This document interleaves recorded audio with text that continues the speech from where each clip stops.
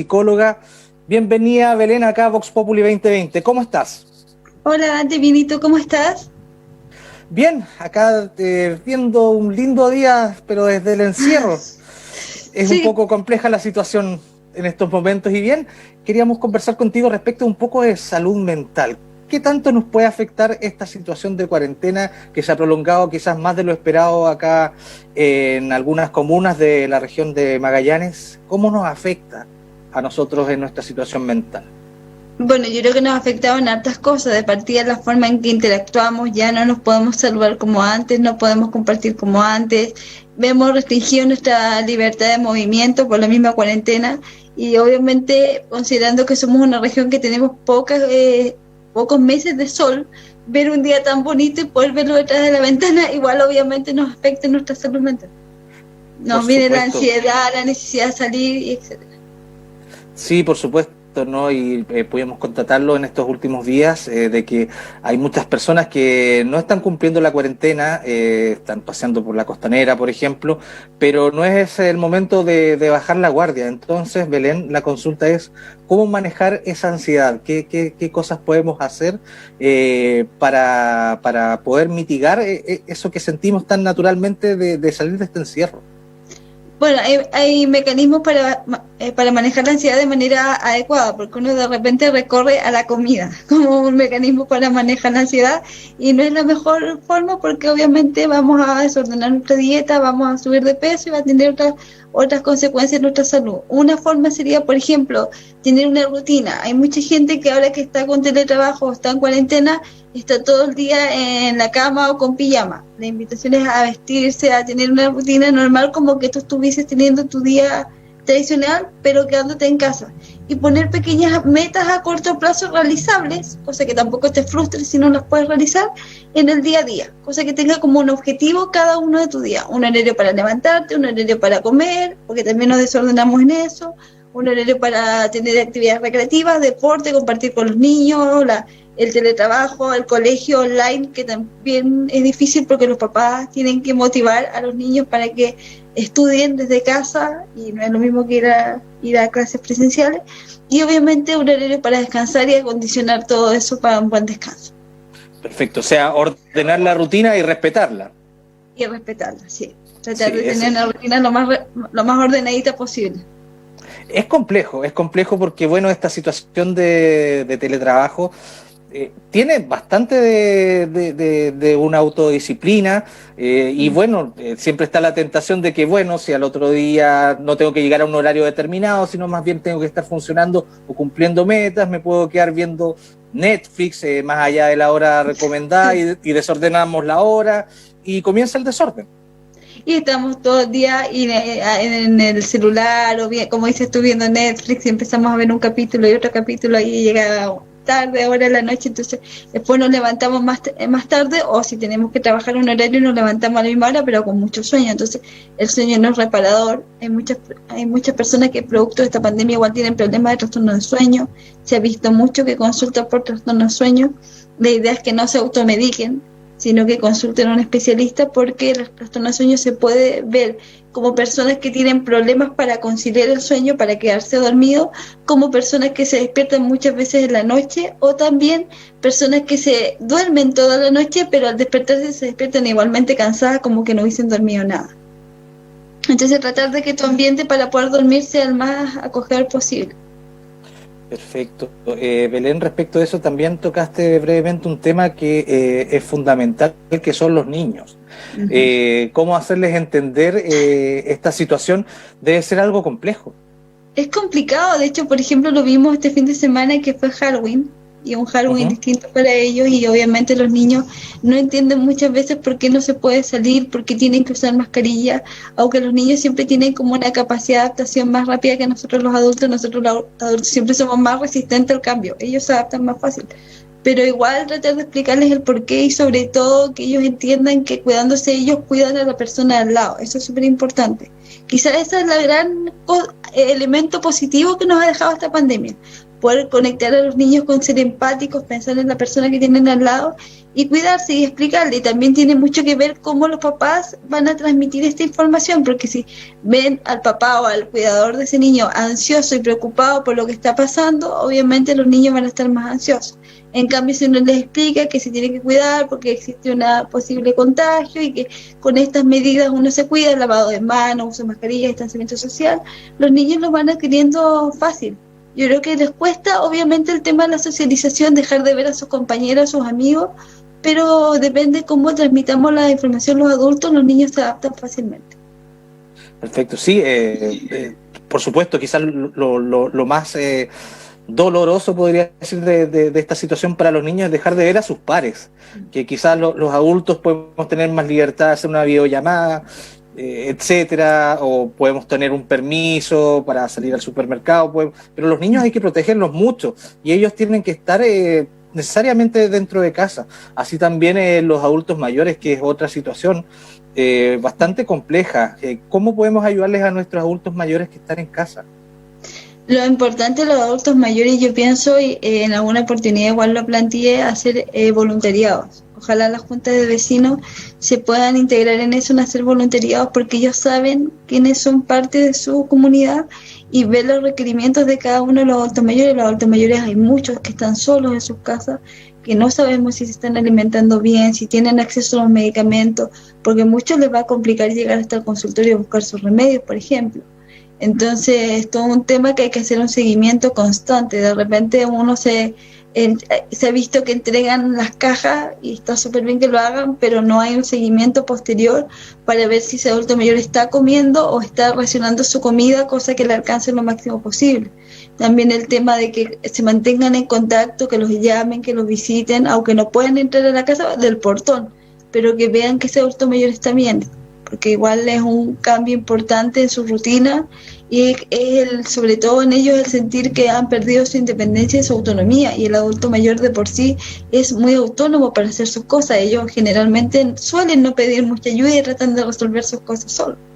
Por supuesto, o sea, es muy natural en esa etapa de la vida tratar de perder la menor autonomía posible y de seguir demostrándole a los hijos, a los nietos, de que pueden seguir siendo autovalentes plenamente.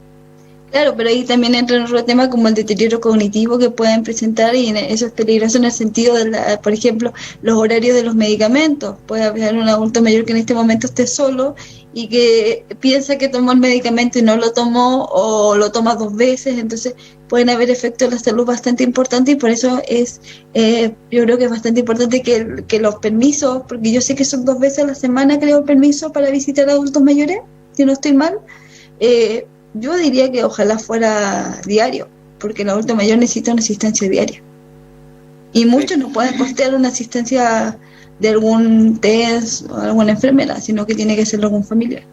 Sí, mira, y de la misma forma tú has tocado un tema que se ha estado en discusión en los últimos días, de que los niños que sufren de trastorno espectro autista tienen un permiso para poder salir una cierta cantidad limitada de tiempo, bajo una cantidad también determinada de días que pueden dada su condición, pueden estar en las calles acompañadas de un cuidador, y actualmente también se está pidiendo que esta medida se hiciera extensiva también a otras personas, a otros niños, mejor dicho, con otra condición. ¿Es factible, es absolutamente necesario que los niños puedan, o es una necesidad vital de los niños de estar al aire libre? ¿Se debería estudiar esa medida para hacerla extensiva a todos los niños? Yo creo que sí, dentro de, obviamente, resguardando los cuidados que indica salud, el distanciamiento social, el uso de mascarilla. Sería importante que ellos pudiesen salir. Por ejemplo, en el caso de los niños con espectro autista, ellos necesitan salir porque se ponen más ansiosos y la conducta obviamente se modifica con el encierro, y así como ellos, muchos niños más. Piensa tú que hay muchos niños que viven en casas con mucha gente, no tienen espacio para recrearse, para tomar aire, y obviamente eso les va a afectar en la concentración, en la motivación para estudiar. De repente salir a dar una pequeña vuelta y después retomar los estudios lo van a hacer de mejor manera, y el aprendizaje va a ser mucho más efectivo, por ejemplo. O poder, no sé, salir a un parque ahora que está bonito los días igual. También tenemos que pensar el tema de la vitamina D. Hay muchos temas que en el fondo nosotros acá con este encierro obviamente vamos a tener consecuencias después. La vitamina D es la que obtenemos del sol, ¿no es cierto? Sí. Sí, por supuesto, claro. Y también piensa tú que acá en la región somos la región con más índice de depresiones producto de la falta de luz solar. Hay momentos en el año que nos levantamos a oscuras y nos acostamos a oscuras, entonces estamos todo el día sin luz natural, puras ampolletas, y obviamente eso afecta nuestra salud emocional.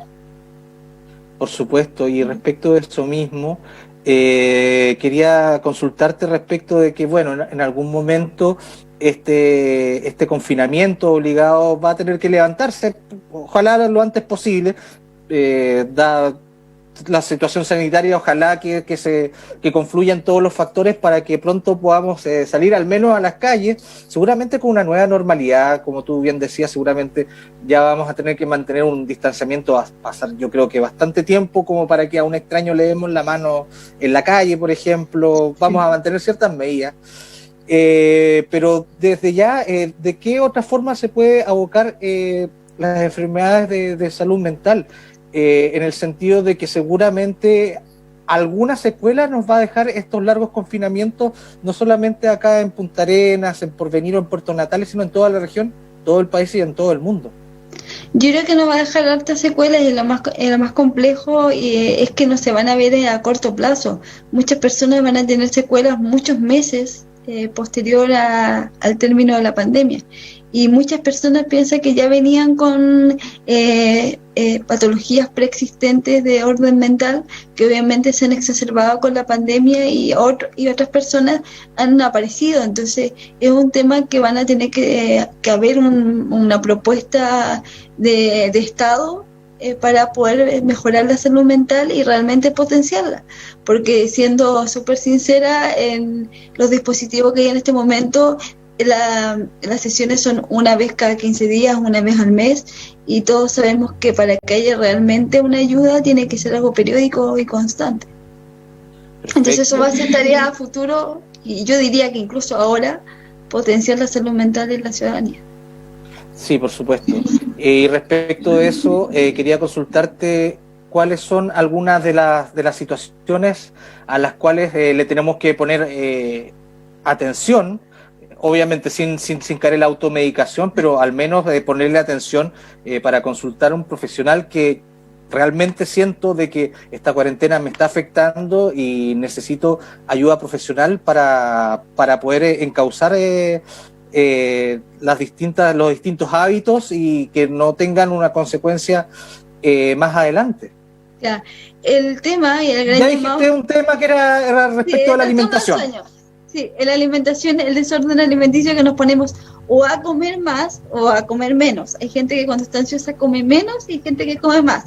Y generalmente recurrimos a la comida denominada chatarra o al exceso de dulce.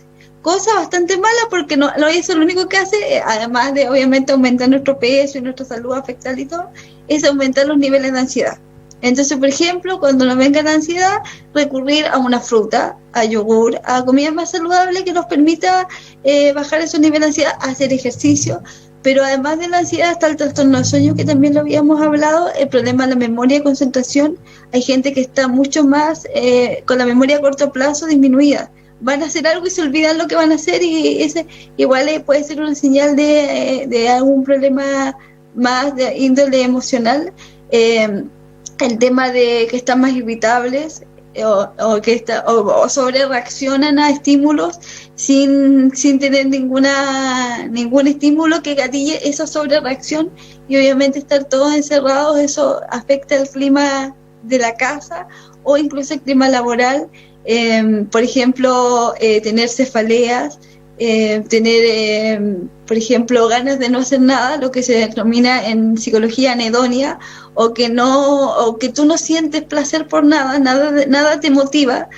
También es un tema. Si bien está el aislamiento social, hay que tener cuidado con caer en el extremo de sentir un rechazo a juntarte o a interactuar con la gente, porque puedes interactuar por teléfono, por este mismo sistema de online, o incluso mandar WhatsApp, pero hay gente que se tiende a aislar y le da miedo salir. Entonces también hay que poner alarma ahí porque pueden derivar a fobias y crisis de angustia y crisis de ansiedad. Por eso cosas que de repente uno normaliza, hay que poner ciertas señales y se exacerban y se mantienen en el tiempo. Como lo que se denominaba el síndrome de la cabaña, ¿te acuerdas? Que como que la gente está muy segura en su zona. Respecto al síndrome de la cabaña. Claro, la gente está muy segura en su zona de confort, que es su hogar, y no quieren salir de ahí, y todo lo exterior puede ser un potencial peligro y un potencial contagio. Entonces, en el fondo, tenemos que ir regulando, porque cuando ya eso se exacerba, podemos caer en la fobia social de no querer compartir con nadie, y obviamente entrar a aislarnos, y pensemos que nuestro bienestar emocional es ser seres sociales. Las personas somos seres sociales, entonces tenemos que vincularnos con otras personas, y yo creo que este es el impacto más grande que ha tenido esta pandemia, el impedimento de vincularnos físicamente entre las personas.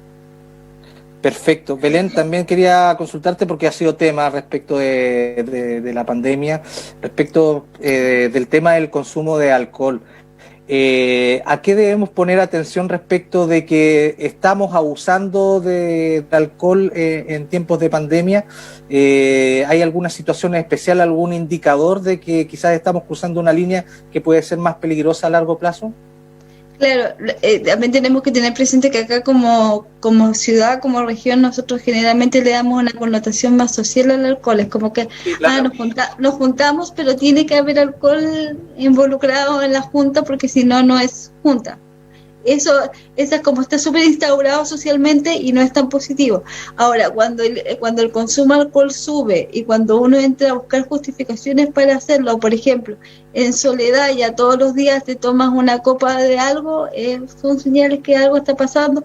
O por ejemplo, yo lo que siempre digo, la cantidad de alcohol, la periodicidad que consumes el alcohol y los efectos que tú tienes en tu conducta posterior al consumo del alcohol.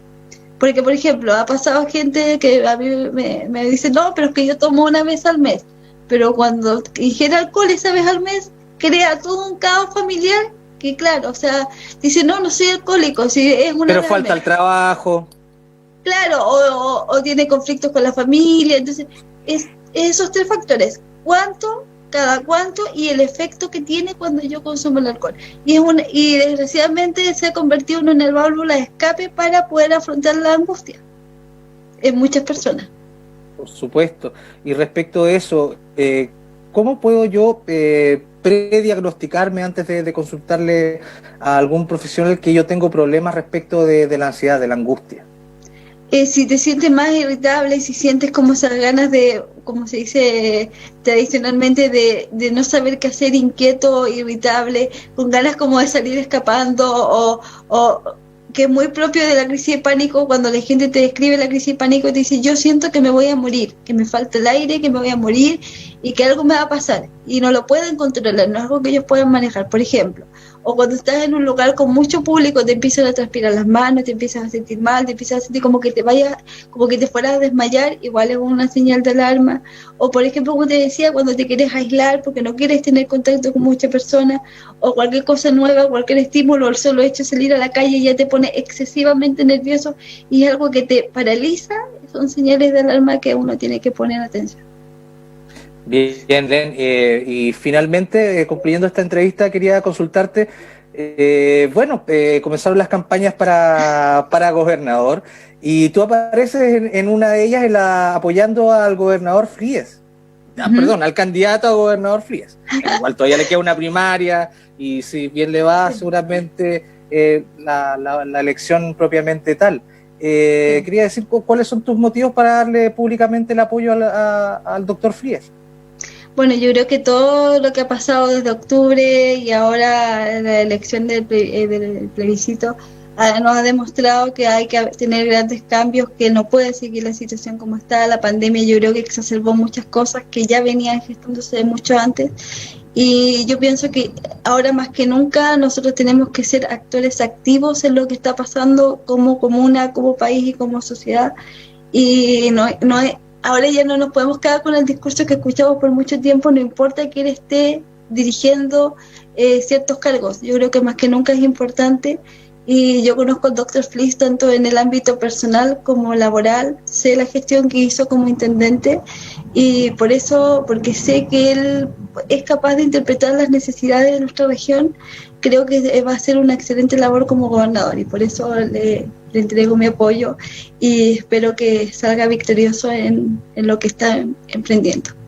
Perfecto. Belén, finalmente te dejamos invitadísima ya para el próximo lunes para comenzar a abrir un ciclo sobre salud mental y comenzar, por ejemplo, hablando de segmentos. Por ejemplo, podríamos hablar sobre la próxima semana ya respecto bien en específico sobre este tipo de situación que estamos viviendo, cómo le afecta a los niños. A los niños, un tema muy importante, entregarle tips a los padres para que los podamos guiar. Pienso que este año va a ser un año bastante particular. Ya no tuvieron un año escolar tradicional, sobre todo los chicos de cuarto medio. Se cierra un ciclo que va a ser diferente. No hemos podido quizás hacer los rituales que hacíamos muchas veces, incluso ahora el 1 de noviembre, tampoco con el tema del cementerio. Entonces hay hartos ritos que nos hemos saltado y que obviamente eso también nos afecta a nuestro estado emocional. Y sí, los niños es un tema bastante importante porque ellos tenemos que explicarles qué es esta pandemia y cómo podemos cuidarnos para que para ellos sea algo positivo y no algo traumático. Perfecto. Bien, muchas gracias, Belén. De nada, gracias a ti. Estamos en contacto. Bien, nosotros vamos a un corte y volvemos ya con más de Vox Populi 2020.